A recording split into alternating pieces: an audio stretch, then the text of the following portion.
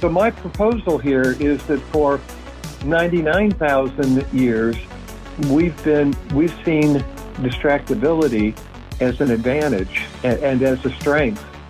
And suddenly, in the middle of the 19th century, we say to children, okay, it's important that you learn how to read. We're going to make everybody go to school now. Whereas it used to be that every child would work in their father's blacksmith shop or on the family farm, learn that trade and carry that into the next generation. Now you have children sitting in the classroom who are distractible, who 100,000 years ago would have seen that distractibility as a plus. Now it's a minus, and it's interfering with their ability to learn in the classroom, to learn to read, and to learn appropriate social interactions with other children.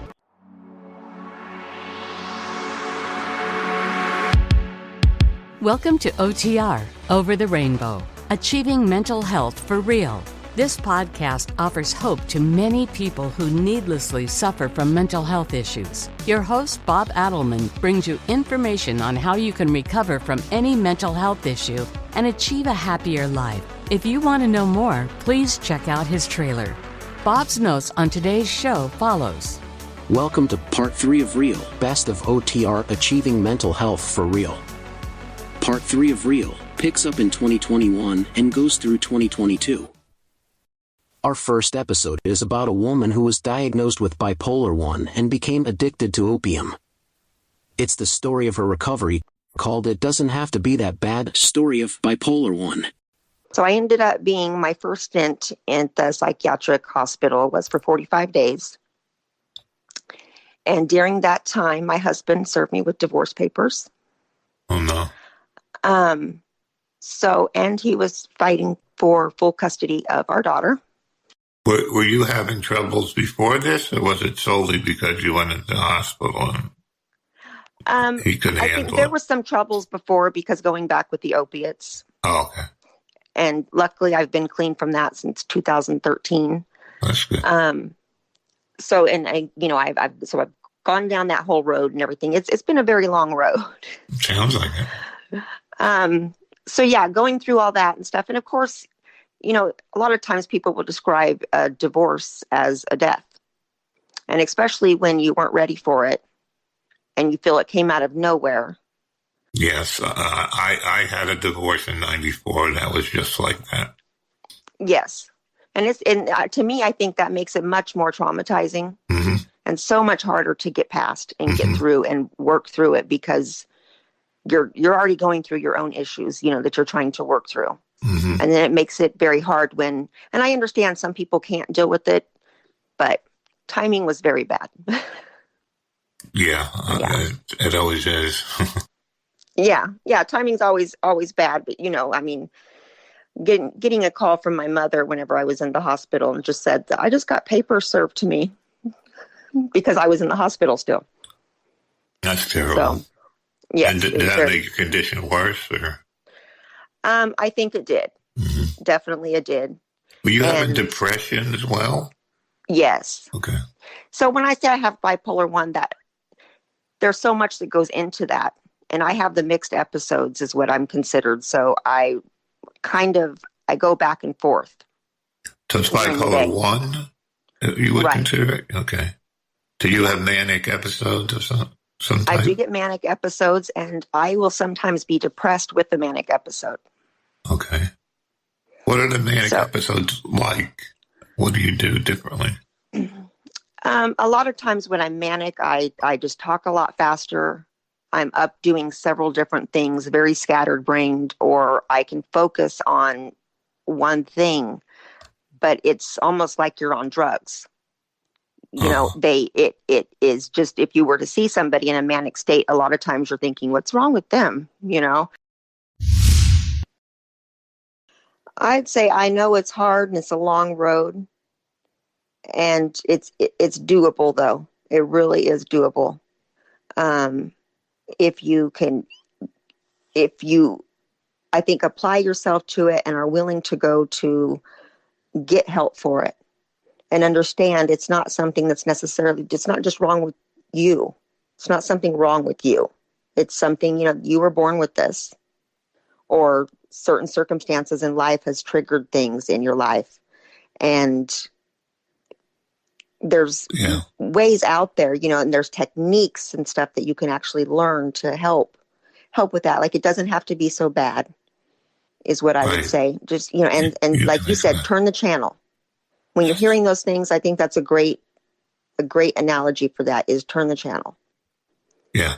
Well, the guy I talked to said, what radio stations don't you like? And I said, I don't like country.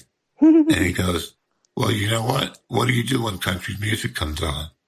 You shut it off or turn the channel, right? Mm-hmm. So just do the same thing for your thoughts. Right. You don't like them, and it works. Mm-hmm. It's hard. It is hard. It works. And it doesn't always work. It doesn't always work, no. And I think having a good support system, too. True. Having a very good support system and stuff. And, if you're at the stages that, especially if it's earlier on, or maybe if it's not early on and, it's just it maybe a different level than mine, counseling, I think, it's great. Right. And that's the first step, is counseling. Yeah. To see if you should go any further. Exactly. Unless it's just really horrible to begin with. And, a lot of people I've noticed in a lot of groups that I've attended and stuff is a lot of people go, but they don't open up or talk. No. And I think that I wish that they would be able to open up, because it would help so much. It really does. And you're not alone. Right. You're definitely not alone. There's millions of us out there. The next episode is about a mother, Samantha Hudson, as she tells the story of her daughter of 13 slipping through the cracks of the UK CAM system, and how Amy turns to cutting herself to numb the pain and anguish of mental illness. Sadly, many young adults are cutting. The episode is called Amy, As Long as the Cuts Are Not Too Deep. Amy's very clever when it comes to self-harm and that kind of thing. She got to a point where she was sort of having a medication, and she tricked you thinking that she'd taken it, but she's hid it under her tongue or something, and she's spat it out afterwards, and she'd basically collect them all up for a certain amount of time and then just take them all. She was doing that with a sleep medication as well. She does anything. Yeah, so what they do, basically, because they know that self-harming and cutting is so common with people with mental illness, they basically say if the cuts aren't deep and that they're not needing specific medical attention, or they're not life-threatening, then you have to manage it at home. Gigi Langer returns once again in OTR's first YouTube video as she covers her 4 strategies for recovery from anxiety, depression, and addiction. I love this quote. Lying to ourselves is more deeply ingrained than lying to others. That's Dostoevsky. So why do we lie to ourselves? Well, in my case, I grew up in a family with a high-functioning alcoholic father, where my mother was worried a lot of the time. I was the youngest of 4, so things, were not exactly super emotionally nurturing for me in my home. And I spawned my first whispered lie, which is, this term whispered lie is a theme that goes throughout the book, because what we do is we tell ourselves little lies that we believe. And many of these whispered lies were learned from parents or siblings, or destructive or negligence, or it could be abuse, or it could even be, as an adult, a partner or loved one who was abusive. But anyway, they sound like this. I don't deserve love. I'm only worthwhile if I get good grades. I'm nothing without a man. People must like me, or I'm going to shrivel up and die. So these whispered lies are learned, and they get into our neurocognitive system, and they play like a broken record. One of ones my dad said to me is, Gigi, how can you be so goddamn dumb when I would make a mistake? And boy, that one lodged in there too. So of course I got as many degrees as I could and wanted to show, I don't know who, everyone, that I was smart. So part of unpacking the whispered lies is getting honest with ourselves. And that might start out just, wow, when I'm anxious or upset about something, I tend to drink more, or I tend to go online and get absorbed in that instead of honestly admitting to myself how I'm feeling and then honestly going further to find help or a way to cope with my feelings. Because if we deny how we're feeling or we just cover it up and numb it, then we have no chance of changing these whispered lies that are really, building total fear. I'm a victim of the world. It's a really awful place to live. So we get honest with ourselves about how we're thinking and feeling about the situation. We claim a power greater than our fear. We make choices and set intentions for how we want our lives to be. And we use growth practices to these 50 tools. You can choose whichever ones you want to actually change how we're thinking and feeling. But the way it works is, okay, I'm sitting here trying to meditate.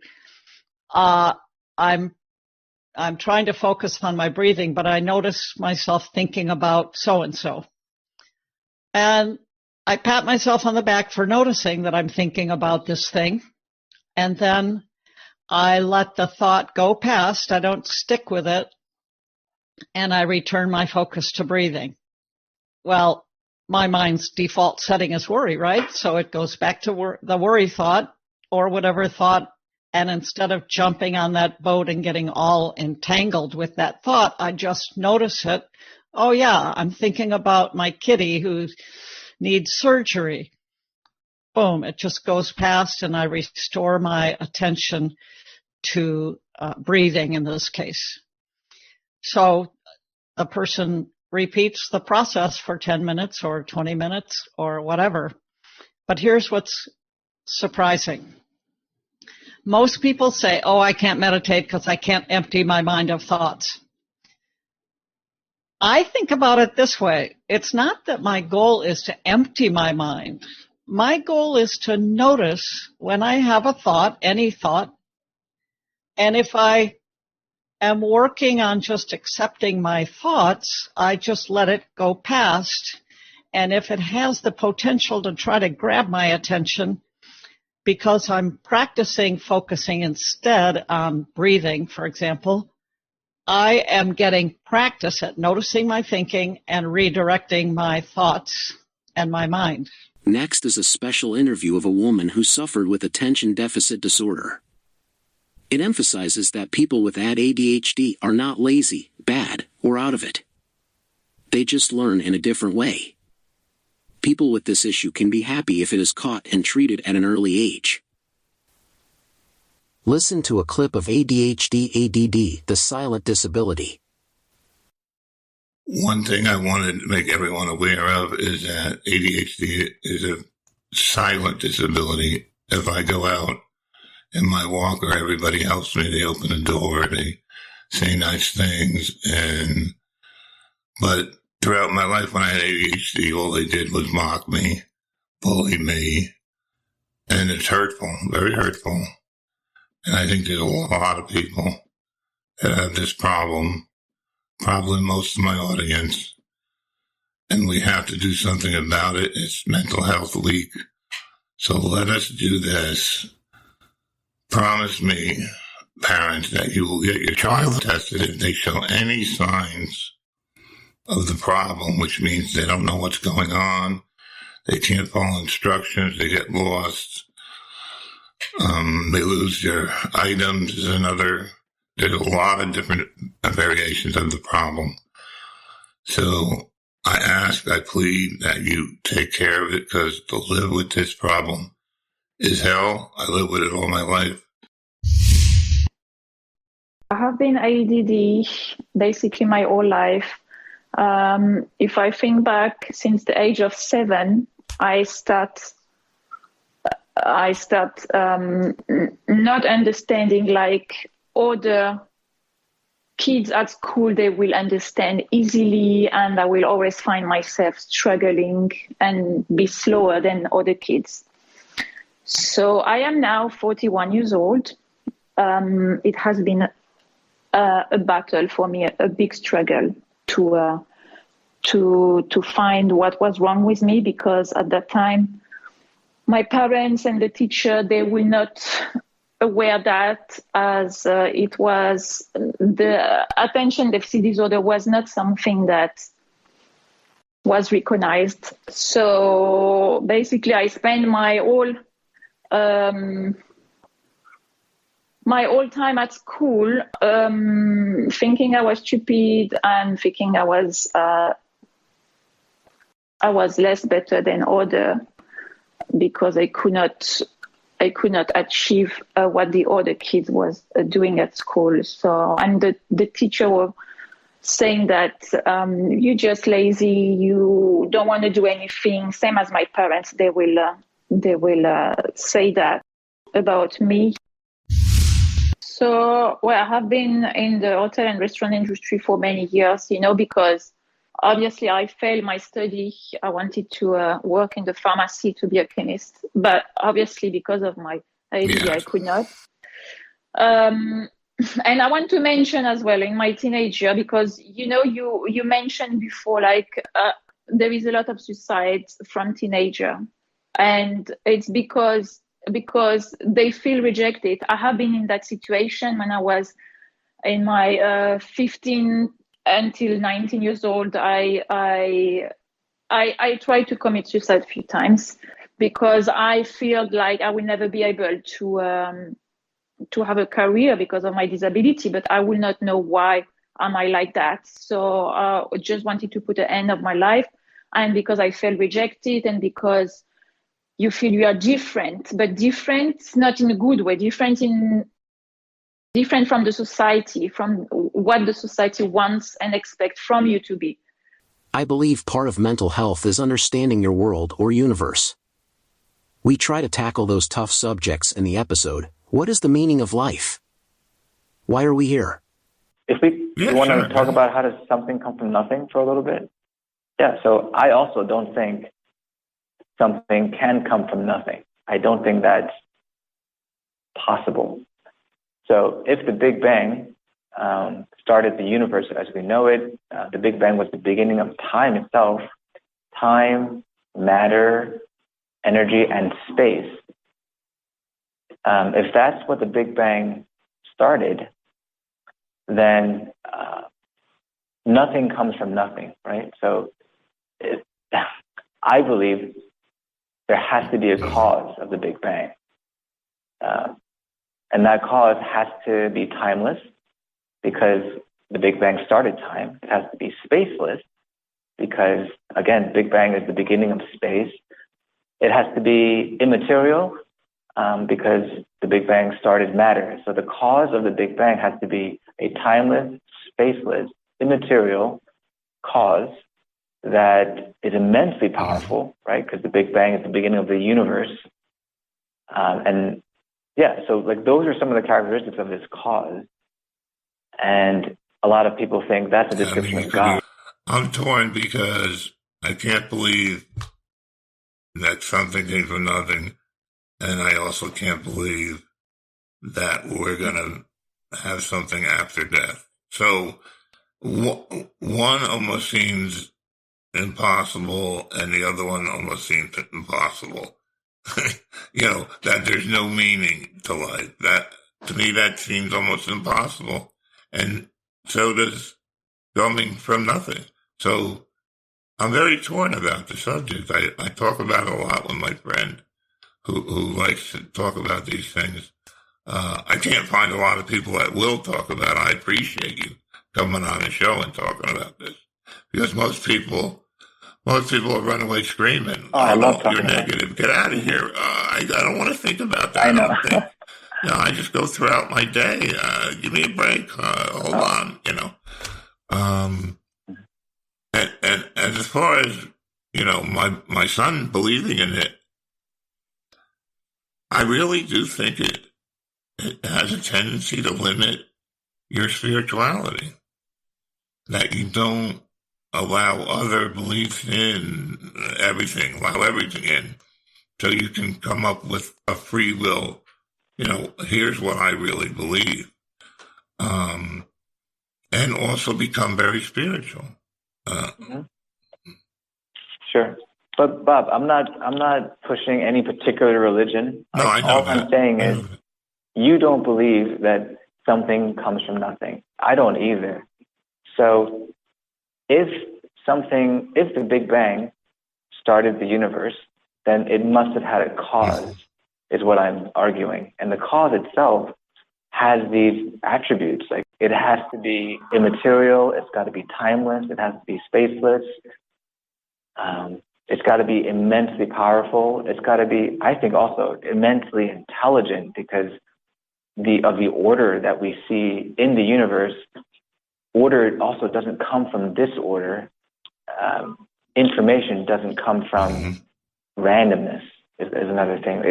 If you believe there is information in the universe and the universe came from the Big Bang, I believe the source of that information has to be a mind, because information only comes from mind.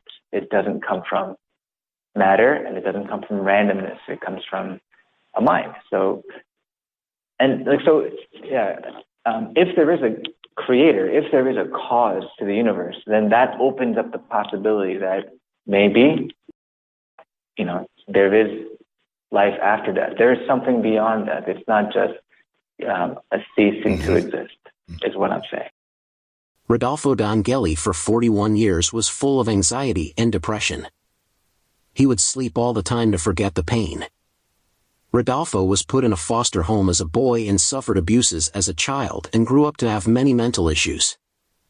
Find out in the episode, Life Artist Rodolfo Dongeli, how he turned his life around, and now he is a life artist helping others to heal.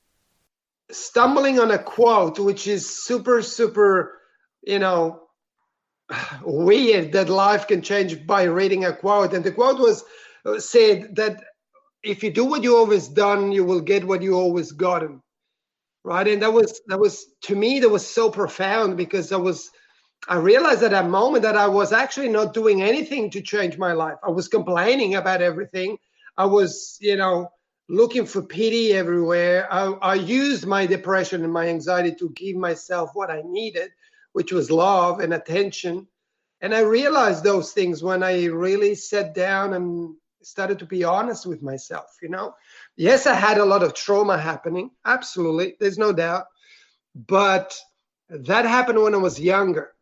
It didn't happen later on, and I carried it.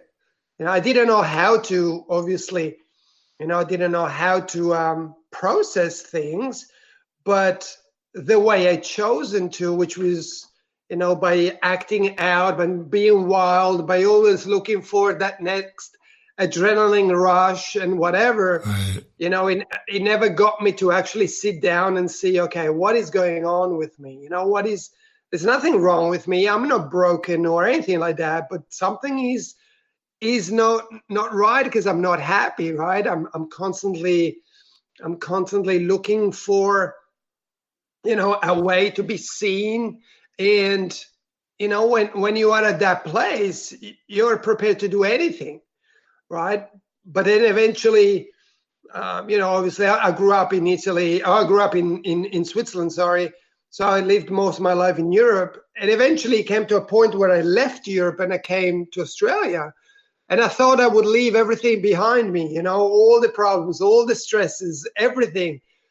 And actually, for the first year, it was like that. When I arrived here, it was amazing. I had the time of my life. I was in a new country. I met the woman that eventually became my wife, and everything was amazing, right? But a year later, everything started to fade away. All the novelties started to fade away, and my my past came to visit again, right? And I always mention a quote by Seneca that says, no matter under what sky you travel, you always travel with yourself. You know, and I read that in his book, On the Shortness of Life, which I absolutely recommend. What's it called again? It's called On the Shortness of Life. Okay. By Seneca. Absolutely incredible. Tiny little booklet that honestly had a huge impact in my life, because you know what it did, Bob? It allowed me to stop and think.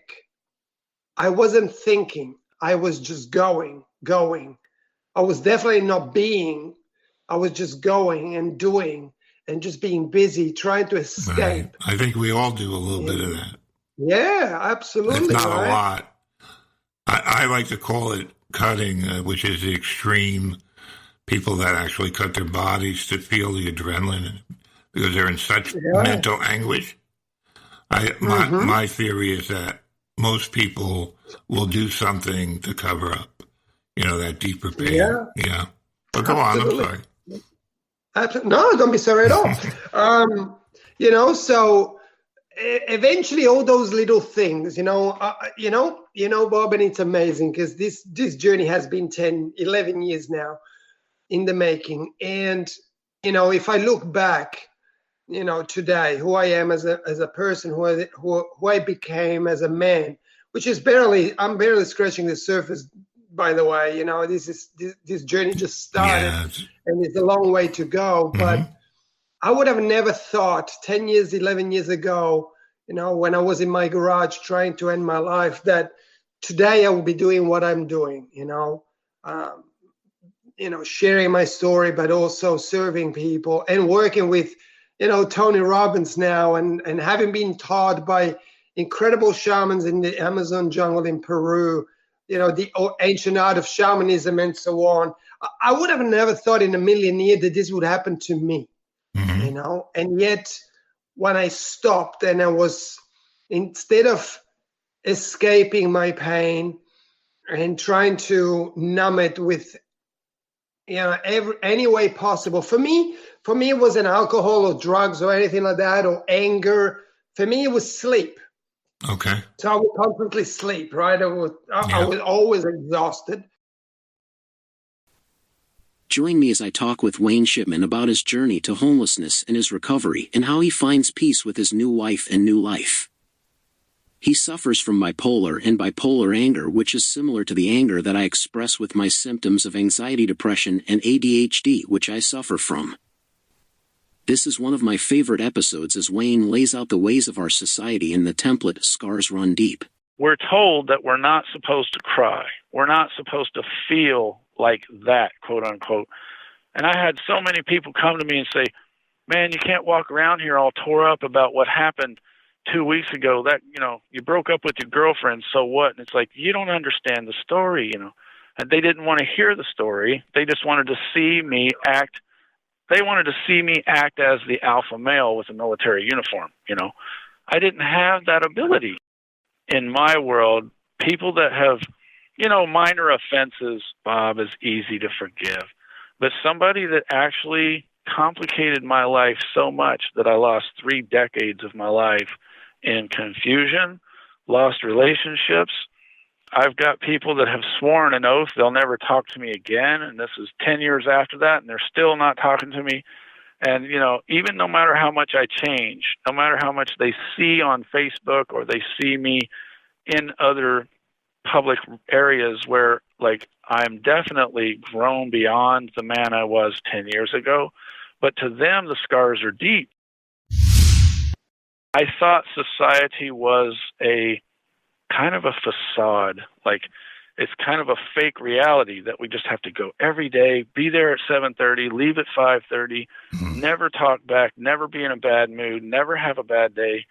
Not possible. Politically correct.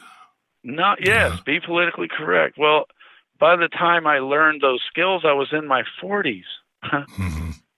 Not when I left home at 18 years old, for crying out loud. So the first, you know, like I said, the first 20 years at least of my life I was a loose cannon. I had no skills. I had no awareness. A lot of the superstitions and things that my family kind of used to joke about kept me so confused about what is reality.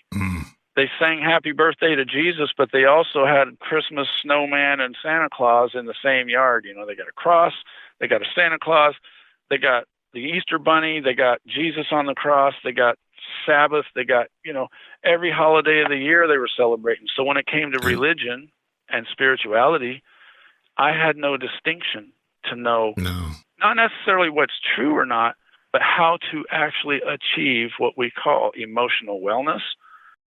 And so now I have this obsessive thing, like I hate liars. I don't like untruth. I'm the same way. I don't like half-truth. I don't like deception. I don't like being lied to. Well, you've been lied to your entire life. You're lied to. Oh, my God, yeah. I mean, first there's Santa Claus, and then there's Easter Bunny, and then there's God, which we have no proof.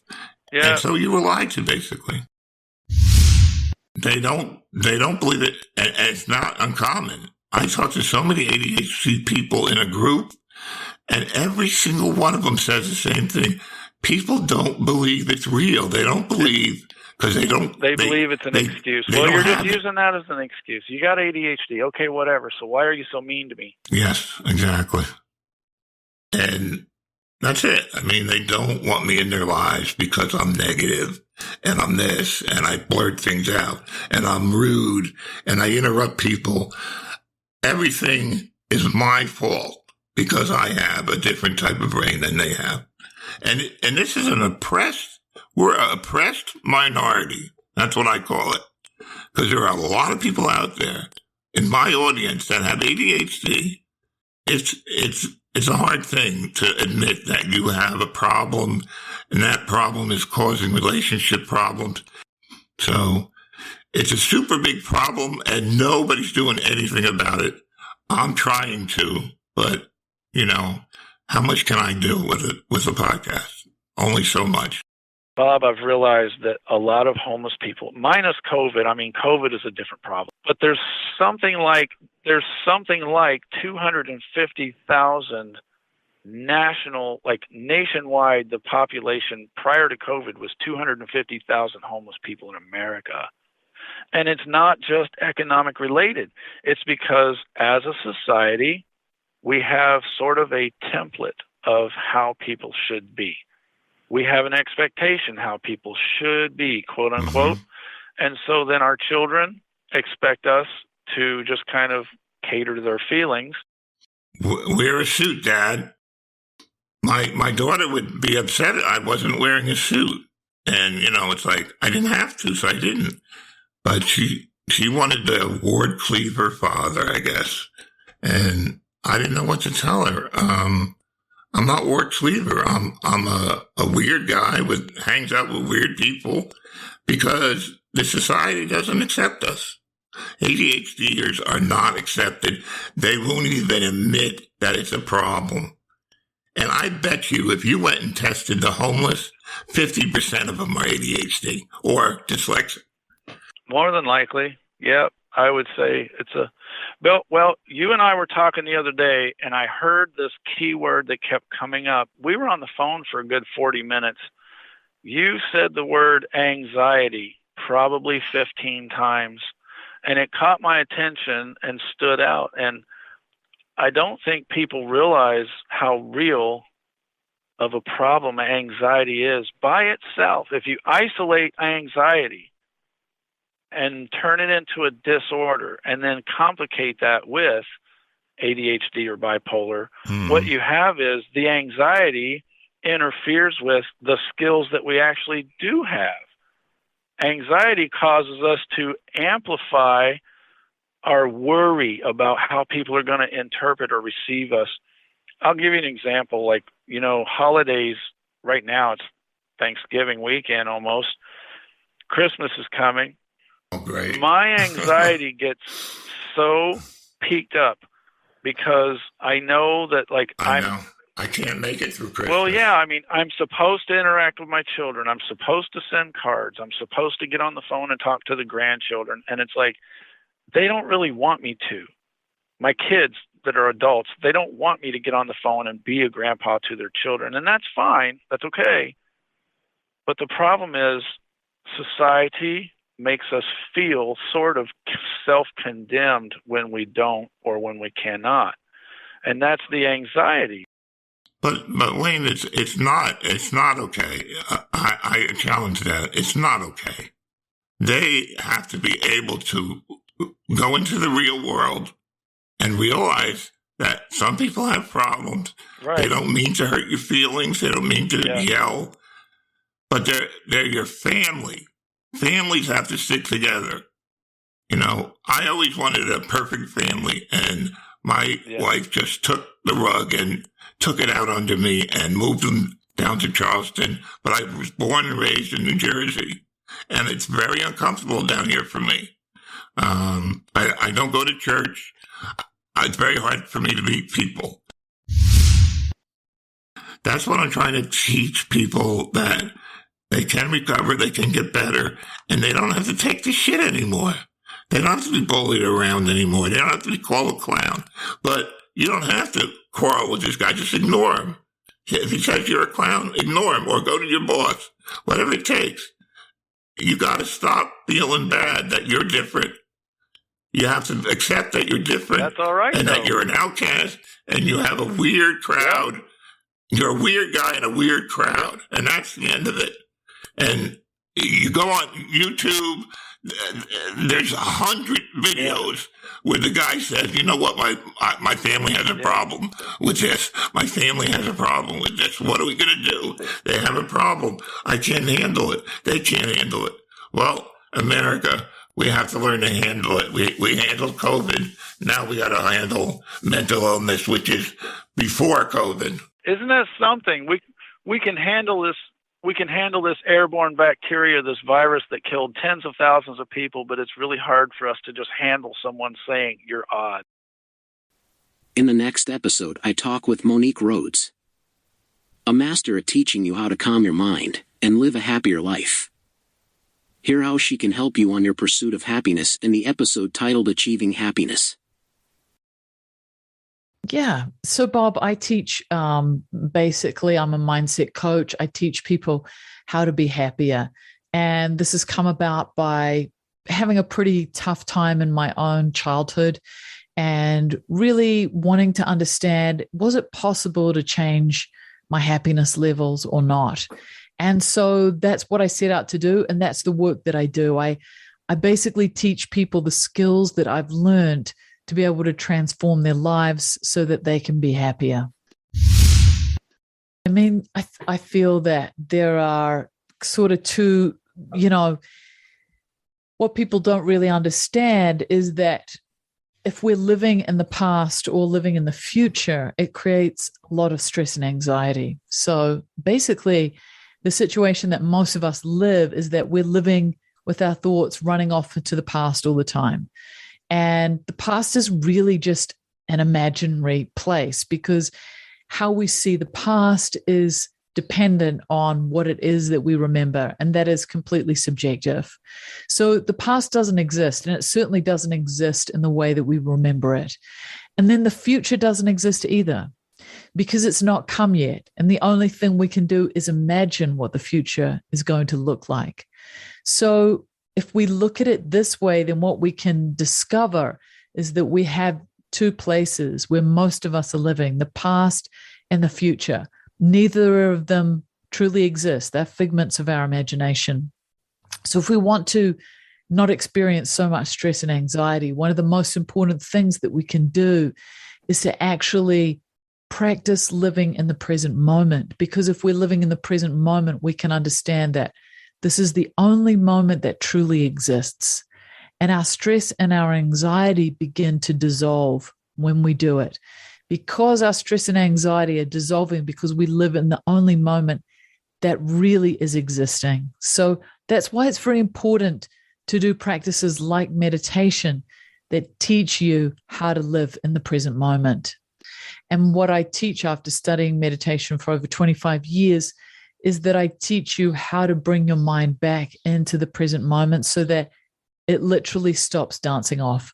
Because for most of us, our minds are completely out of control. And that creates a level of exhaustion in the mind. And in that exhaustion, we're highly reactive rather than making choices about how it is that we're responding. I mean, I just think the biggest message that I hope to get across is that, it's your choice how you are in the world. And there's no victims in this. There's lots of people who have had very, very difficult lives and big experiences that have happened to them. And each of us have the ability to choose to change our life. And I just really encourage you to do it.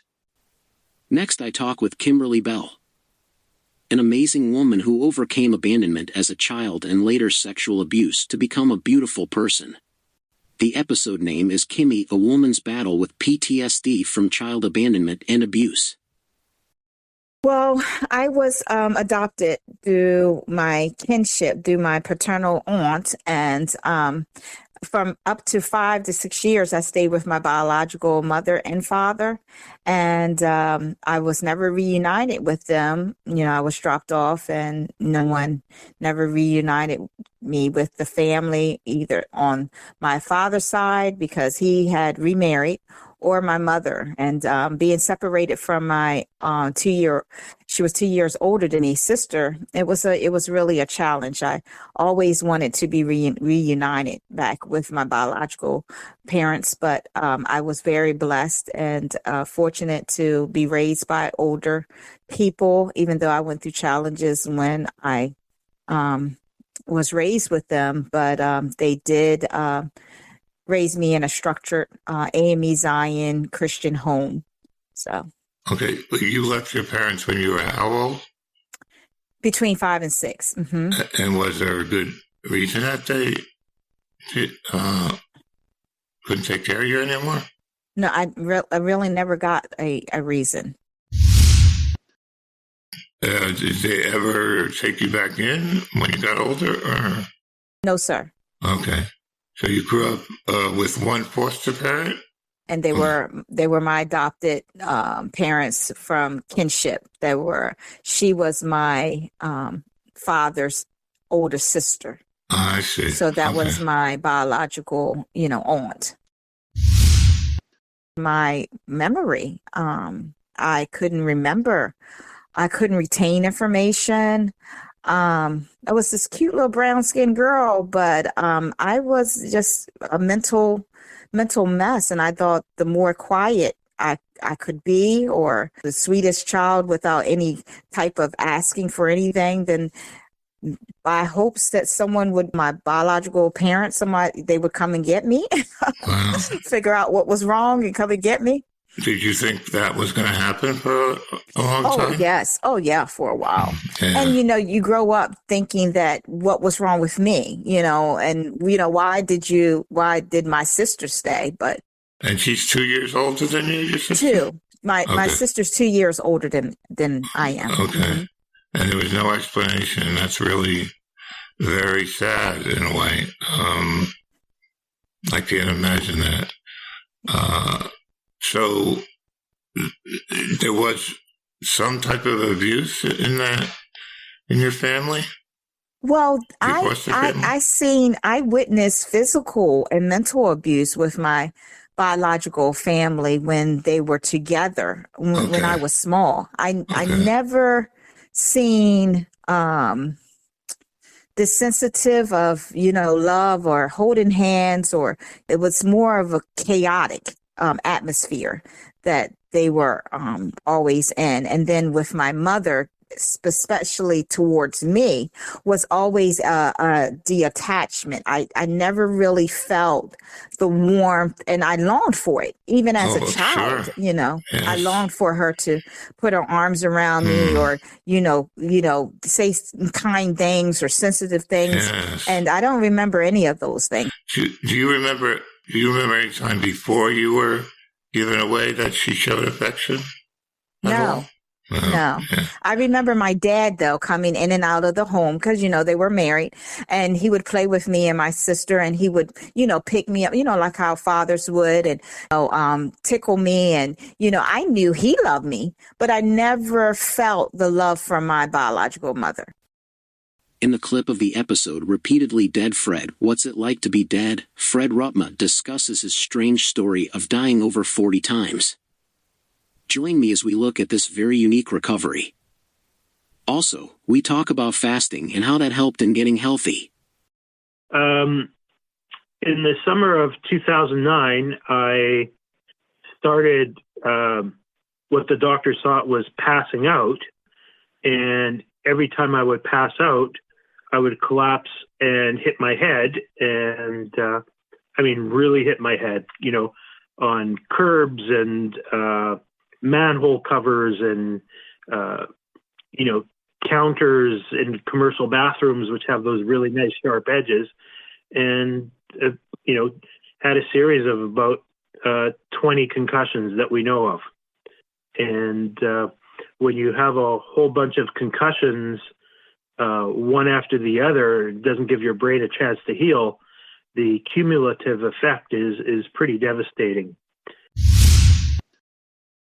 But you died every time you had the attack. Could you tell us? You didn't see a light, basically, right? I didn't see the light, which is kind of. I feel like I've been kind of ripped off. Like if you die once and you don't see it, but when you're getting into 15, 20 times and you don't see this, you're like, what's the deal here? Everybody else seems to get this. How come I'm not? But you did have outer body experiences. Can you tell us about that a little bit? Yeah, I had a number of those. And mostly I remember, looking down on wherever I was. One time I was riding my bike in the middle of a field. It's a sports field with some bike trails that I would often travel on, and my heart decided to stop in the middle of nowhere in the evening when nobody was around. And I remember just looking down on my body tangled up in my bike and being very confused. Uh-huh. So you were dead at the time you had the outer body. Yeah. Okay. Yeah. So, depending on what your position is on heaven and hell and God and those things, it could have been my soul trying to leave my body and not knowing if it should at the time. Should I go up? Hopefully up, hopefully not down. And, your soul not knowing whether it should go back into your body or not, is this the final call or whatever? But I remember seeing everything in the surrounding area and just knowing, there's nothing there but me. Nobody's coming to help. And, is this the final call or is something else going to happen? So I guess something else was going to happen because I guess my soul went back into my body. So you actually got other benefits from fasting? Yes, sure. So when you fast, you're actually lowering your insulin levels, which is the first step. And once you start to lower your insulin levels, all sorts of other hormones start to rebalance themselves. And it's amazing. People think insulin is just for your blood sugars, but actually insulin is one of the prime drivers of blood pressure. And if your insulin is constantly high, it puts you in a state where your veins and arteries harden up, as opposed, not with plaque, but they lose their elasticity. So your blood pressure starts to go up. So it's a combination of, yes, you're getting overweight, and that puts your blood pressure up, but it's the constant insulin flowing into your body that really helps raise your blood pressure, which is not what we want. So we know that after a time of fasting, your blood pressure starts to regulate because your veins and arteries become looser and they're able to flex and expand and shrink when they're supposed to. Fasting also works at the genetic level. When you fast for a certain amount of time, it starts activating these epigenetic systems. So your body's got all these protective measures and subsystems that are waiting to be used. They just need the right environment to kick in. And one of the things that you hear a lot out of fasting is something called autophagy. And autophagy is a system your body has to clean out all these excess proteins that get, I guess the scientific term is, folded over and misplaced, and gunk up your cells and gunk up your ability to produce energy through your mitochondria. So once you fast for a certain period of time, your rate of autophagy kicks in, increases, and it starts cleaning out your cells and getting rid of all these excess proteins, and you can produce more energy to keep you alive and healthy and energized. And it works not just in your cells, but it works all over your body. So we know that people who have scars, women talk about their cesarean scars and their stretch marks disappearing because the autophagy attacks all that collagen and scar tissue and gets rid of this. It happens inside and outside your body. It gets rid of the excess fat in your liver, which helps you function more efficiently. When you're fasting, you're running on ketones as opposed to carbohydrates. Your brain seems to prefer ketones, so you lose a lot of brain fog. I know that's been the case for me. From Dr. Mark Mattson, who's a researcher at Johns Hopkins, he's probably the world's leading researcher on fasting and the effects of fasting. I think he just put out a new book, but I can't remember the title. From his work, he finds that when you fast, your body starts to produce these things called neurotropic factors, which work on your entire neural system and help repair nerves and build new pathways and heal brain areas that were previously damaged, like I have with the concussions. It's just been remarkable. And as I said before, I attribute the large majority of my neurological recovery to what's happened to me since fasting. Nothing else has come close to the results I've seen since I started fasting. The next segment is about a woman named Dawn Barkley describing her new book at the time called Traveling Guide for the Neurodiverse or Restless Children. Researching this episode was the first I heard the term neurodiverse, whose opposite was neurotypical. Finally, a name for the condition I, and so many others, needlessly suffered from. Here is Dawn Barkley. I was heavily in the travel industry as well as being a writer. And I have now written this book, which is a book I wish had been around when my children were younger. I was surprised it wasn't.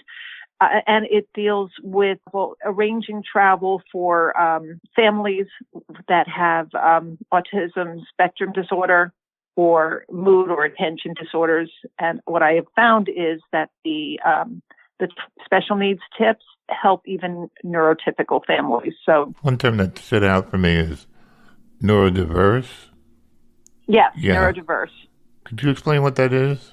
Yeah, it's sort of an umbrella term. For me, I was using it to encompass the autism spectrum, the autism spectrum disorder, which now encompasses everything from what was used to be called PDD-NOS, which was pervasive developmental disorder, not otherwise specified, all the way to Asperger's, which is no longer, politically correct to say, but everything is sort of an umbrella under autism spectrum disorder or ASD. And I believe neurodiverse will just encompass anything that's not, quote, neurotypical, which people that, might say normal, if there is such a thing as normal. I don't think there is such a thing as normal. I think everybody's on some sort of spectrum. So, or if they just have a child that doesn't feel comfortable traveling, and that encompasses most children, because anyone who's taken out of their comfort zone can be anxious or inflexible. They don't have to be neurodiverse in order to feel uncomfortable with leaving home. And I'm just approaching that topic and talking about different strategies you can use, starting from just going to a friend's house for the night, all the way through a European vacation. Next, meet Michael McGrutch as he talks about how to navigate in a system designed for neurotypical people. Michael is dyslexic and had trouble at school, but he finds himself in art.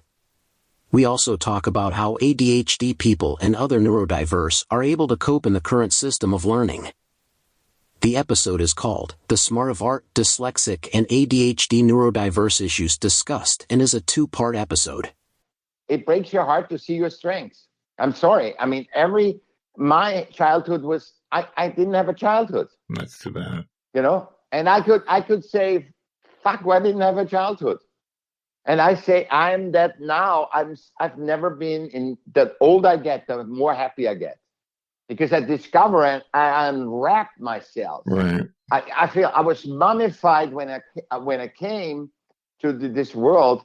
And now I'm taking the bandages off, and I become more and more me. I become more and more in peace, and that's the moment. This is the extreme peace. When I do that, they reject me more. The more I become who I am, the more they reject me. So what? Okay, and then you are smart. What is the solution? I don't know the solution. That when you come to your essence, that's your power. Yeah. You must come to your essence. Except there's so much built up. Acceptance is a great tool for dyslexia. Yeah. Accept that you can't read, because then you can start learning to read. You cannot, if you're non-accepting, you can't read. If you say, hey, it's a fact, I can't read, and I can't read out loud, I stutter. You cannot, the moment I spoke the words, I said, I can't. And I told myself, and I accepted that fact, is that I don't stutter now. I could have never talked to you 20 years ago, like I'm talking now. I would not be understandable. Dyslexia for me is a superpower. I don't see dyslexia as a hindrance. I just say dyslexia, very strategic. Dyslexia and systems, don't work. Worse than with other humans, but all humans are conditioned to dyslexia and ADHD from the system, because the system is static, and the dyslexia needs time. We need more time, but all humans need more time. That's why we have seasons. That's why we have not yields like in economy that every quarter need a new bottom line. We have nature has circles. It has a period. It has seasons. Next is an episode called Life Worth Living, Message of Hope, with award-winning author Dr. Margit Gabrielle Muller, whose many roles include certified mental health coach, master life coach, professional certified coach, NLP master, and certified mindfulness practitioner. We discuss the stigma surrounding mental health.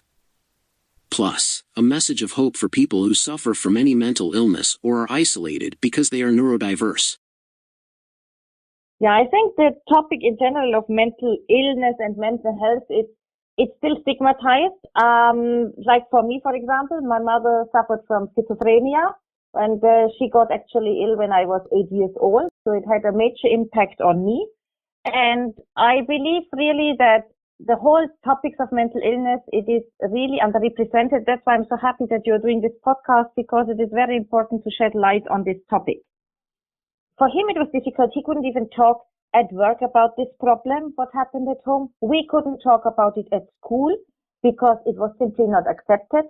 So we tried to carry on as a kind of normal routine, which of course was not possible because my mother had to undergo a lot of hospital stays that took 2 months, 3 months, or even longer. But we still tried to stick together. And I think that's the beautiful thing in our family, that we managed to stay together as a family to help each other, because most of the families in such cases, they break down as a family. The children might become drug addicts or become alcoholic or even conduct suicide. The parents often get divorced because they cannot bear the strain anymore. It is such a massive pressure on everybody. So we were actually lucky that it was different. And I believe also that relatives have to make also more efforts to understand people that have those kind of diseases and try to support them. I know it is so difficult. I know this from myself, how hard it is when you see a person that you love and this person starts changing because of all these things. But in the same time, if we don't support, if we don't give a strong support framework and network for these people, then it's so hard for them even to get over it. And they need to have this support, this unconditional love, and just to really let them down, like, sorry to say, but like in your case, then to divorce somebody. It's understandable, but it shouldn't be like this, because like this, you remove all this supportive network from the person. And that's why I think it is so important to make peace with this disease, with the illness, because only if we start to accept it as it is, as something that needs treatment, but still a person can live a proper life. I think people don't know how bad it feels, and they don't know how awkward you could be if you have ADHD, for instance. And they don't understand it, so they look at it as a mental illness. But in some cases, it's really not. But it's just almost impossible to get. You would have to transfer a feeling to another person and for them to sympathize with you, because people don't understand it. They don't get it. I've talked to a lot of people in the ADHD group, and they were basically like, no, my family doesn't get it. No matter how much I try to explain it, they still don't get it. Yes, that's right. And also, if somebody is not able to go through such a situation, first of all, in future, they might regret it because they can't change it anymore if they run away or if they are not coping with the situation. And in the same time, I didn't understand it when my mother was ill. I understood it only much later. A situation like this can be also an opportunity for yourself to grow personally, to grow more, to become more resilient, to become stronger, and to be able to overcome such obstacles, no matter what happens in your life. But it shapes you as a character. It shapes you to become much stronger, with much more resilience. But it shouldn't define your life. And this is the point. If you are able to cope with it and to learn those coping mechanisms and to process the situation, the trauma, and still to love your spouse, your parent, or sibling, or whoever, then you will be able to, first of all, to get out of it with a kind of post-traumatic growth, but also you will be able to make peace with it. And we should look at it as an opportunity. I myself could have never done the things I did in my life if I wouldn't have had all these really awful experiences in my youth with my mother, because it helped me to become stronger. If you have somebody you love who has some kind of mental illness, and you are able to cope with the situation, to stand by this person, and to really try to overcome all these traumatic experiences and to start processing them, then also you open yourself up for different opportunities that you can say normal people who have never experienced something like this will never be able to do, because you are stronger, you are more resilient, you understand things differently, and you are more compassionate. Meet Keith Harrison, a police officer in Canada that suffers from PTSD. He has the courage to tell his story as he's still on his road to recovery, like many of us, which includes myself. Keith is a very brave person who has come out to try to save fellow TIR responders. Yeah, I just thought it was just part of the job really early on in my career with some post-traumatic stress from a call that really kind of impacted me as a young officer, as a young father, and how the birth of my 3 kids. It was a call involving an infant's death at the time when my ex and I were expecting our first.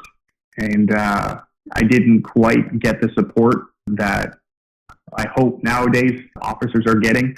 Seems that, things are slowly turning to getting the support after a traumatic call. I didn't have anything. I broke down, be able to talk to somebody about my feelings, but it was quickly kind of told me that I had a job to do to get back in there.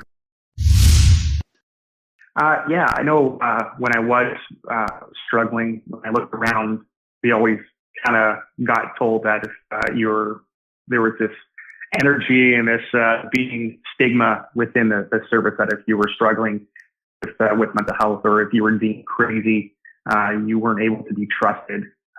You were considered a broken toy. You were kind of sent away from the front line so that, you wouldn't be able to infect other people with what you were going through.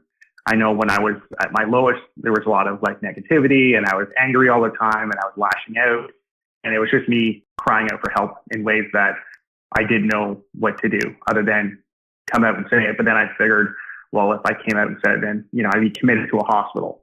So one of the positions I took when I was kind of getting back into work from my time off, I kind of wanted to showcase what a healthy Keith Harrison is to other officers, to my colleagues who knew me when I was struggling. And, when they re-saw me, when I returned, they instantly knew something's changed. Hey, I don't know what's going on with you, but you look good. You sound awesome. What have you been doing? And I just took that position to okay, I'm going to be somebody that is going to be open with their struggles, because I know I can feel it and see it in other officers. Finally, the closing episode of 2022 is called ADHD Revealed: The Real Deal About Medication and the Condition. I interviewed Dr. Walt Karniski, MD, whose new book is called ADHD Medication: Does It Work and Is It Safe? Dr. Karniski has 40 years' experience working with children and adults with ADHD in this very informative episode. He, amongst many others, does not look at ADHD as a disorder, but just a different way of thinking. Could you tell me what percentage of people get rid of ADHD when they become an adult, and what percentage do not? Yeah, about 0%. And what I mean by that is that in just about every case, when children with ADHD grow into adults, they retain most of the ADHD behaviors. That doesn't mean that they're disabled by those behaviors. In some people, and actually a lot of people, if when ADHD continues into adulthood, it causes significant difficulties. Well, the other thing to remember about this is that even though I said that the behaviors of ADHD continue into adulthood, that doesn't necessarily mean that they have to be disabling. As a matter of fact, many people with ADHD have taken their ADHD and benefited from it, and benefited from some of those behaviors. For example, a person with ADHD who has difficulty focusing on detail and remembering detail might have a problem working on an assembly line, picking out objects that were imperfectly made, because they have to have constant focused attention. On the other hand, people with ADHD go into sales or working with people and working out in the community as well. Some people with ADHD get a good executive secretary. Some marry people who their spouses have the attention to detail. So having ADHD as an adult means that the behaviors remain, but it doesn't necessarily mean that they have to be disabling. Let me comment on that, Abby. You've pointed out an important part of ADHD that most books on ADHD, most presentations on ADHD do not comment on, and that is what happens to children diagnosed with ADHD when they become adults. And let me just take a few minutes and talk about that. There's multiple areas in our lives by which we gauge success in life. And let's just take a few of these. Job performance, for instance. Adults diagnosed with ADHD as children are 3 times more likely to have been unemployed compared to non-ADHD adults. They change jobs frequently. They are more likely to have poor job performance, quit a job impulsively, or to have been fired. They often earn a lower salary. One study found that adults with ADHD earned about $10,000 less on the average than adults without ADHD. It affects family and social life as well. People with ADHD have fewer friends. They have more difficult relationships with their parents, spouses, and children, as you pointed out. They move more frequently. They're more likely to parent a child at a younger age. They're more than twice as likely to be separated or divorced, and more likely to have been remarried. Imagine that you're a caveman 100,000 years ago, and you live in a tribe of 30 people with men, women, and children in this small tribe. And your job every morning is to go out and pick berries for the family's breakfast. So one morning you're hunched over this bush picking blueberries, and you're putting them in your leather satchel, and all of a sudden you hear a rustling in the bushes behind you. If it turns out that it's just the wind blowing the bushes, then you can go back to picking the berries, bring the berries back to the cave. You're popular. Everybody's happy. You mate with the lead female. You have children, and you carry that distractibility gene to your next generation. If that sound is a saber-toothed tiger, then you can pull your knife and fight the saber-toothed tiger, or you can run. But in either case you survive. You get back to the cave. You have more children. You carry the distractibility gene to the next generation. A neurotypical person wouldn't have this quality.